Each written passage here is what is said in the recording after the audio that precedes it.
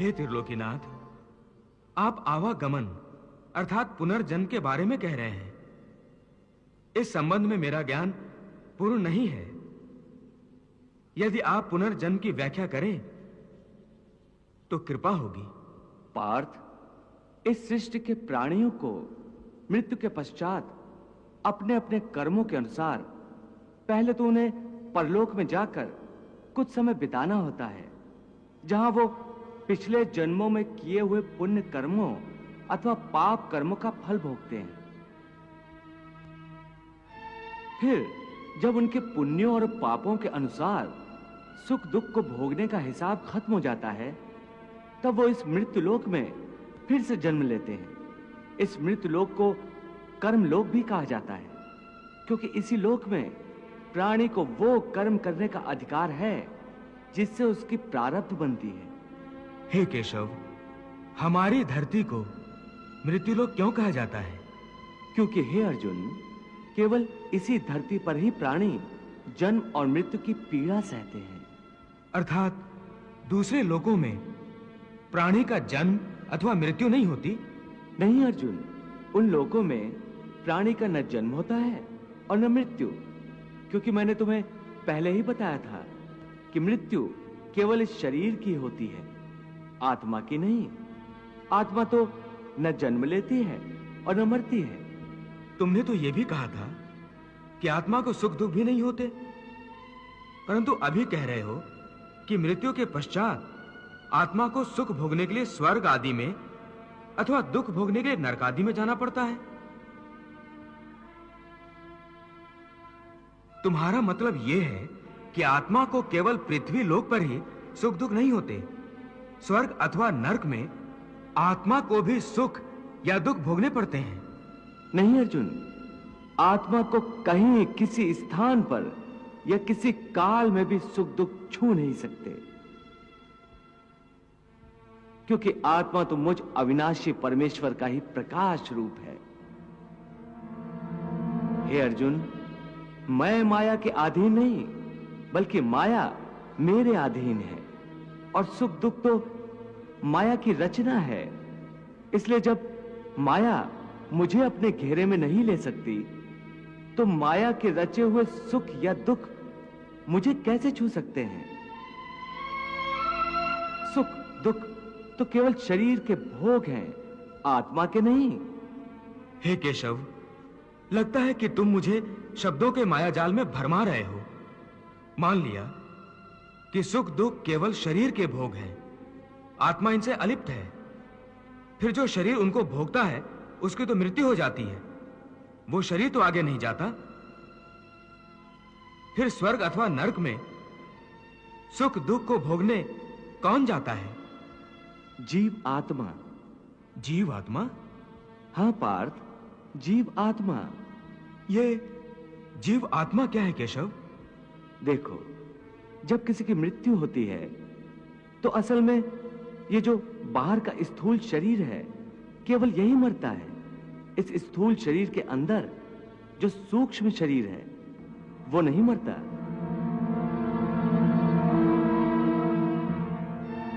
वो सूक्ष्म शरीर आत्मा के प्रकाश को अपने साथ लिए मृत्यु लोक से निकलकर दूसरे लोकों को चला जाता है।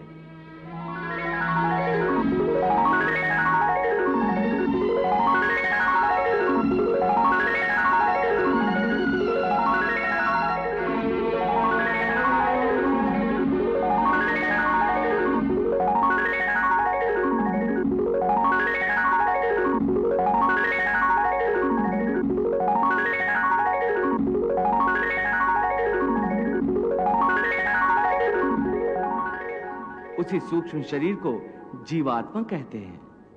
इसका अर्थ है कि जब आत्मा एक शरीर को छोड़कर जाती है तो साथ में जीवात्मा को भी ले जाती है। नहीं अर्जुन, यह व्याख्या इतनी सरल नहीं है। देखो, जैसे समुद्र के अंदर जल की एक बूंद समुद्र से अलग नहीं है, उसी महासागर का एक हिस्सा है। वो बूंद अपने आप सागर से बाहर नहीं जाती।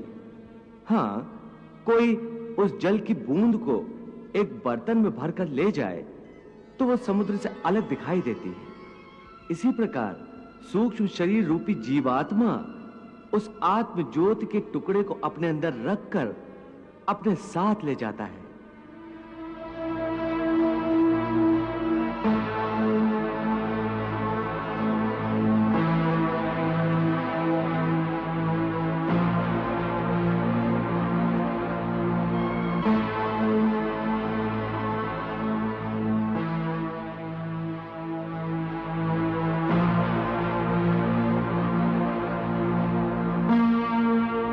यही जीवात्मा की यात्रा है जो एक शरीर से दूसरे शरीर में, एक योनि से दूसरी योनि में विचरती रहती है।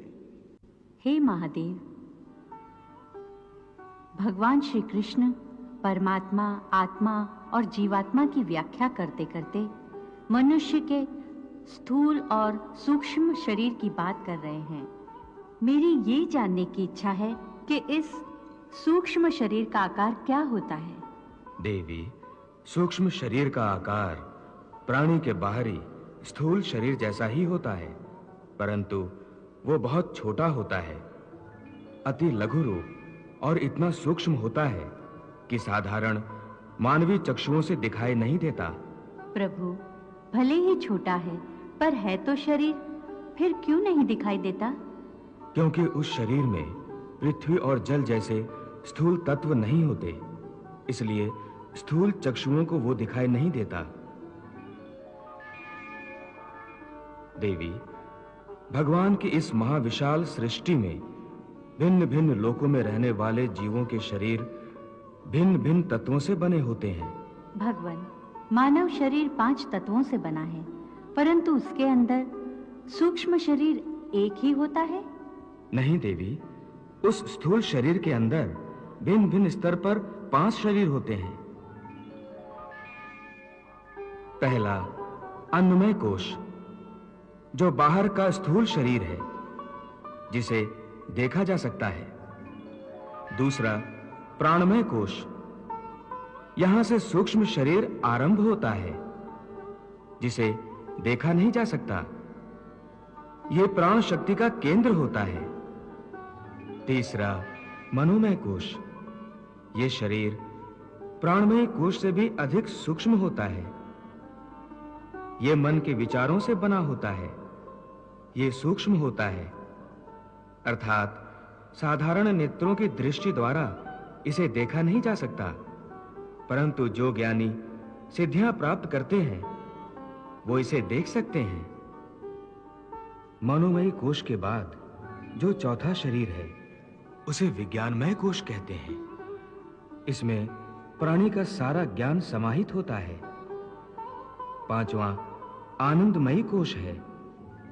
यह शरीर अति सूक्ष्म है, इसी में आत्मा का निवास है। परंतु इन शरीरों में से कौन सा कोश अथवा कौन सा शरीर जीव आत्मा के साथ जाता है? देवी, मृत्यु के पश्चात जीवात्मा मनोमय कोश को धारण करके आगे जाता है। इस सूक्ष्म शरीर में उसके साथ पुराने जन्म के संस्कार, उसकी भली बुरी वृत्तियां, उसके पापों और पुण्य के हिसाब इस प्रकार उसके साथ जाते हैं जैसे वायु अपने साथ फूलों की सुगंध ले जाती है।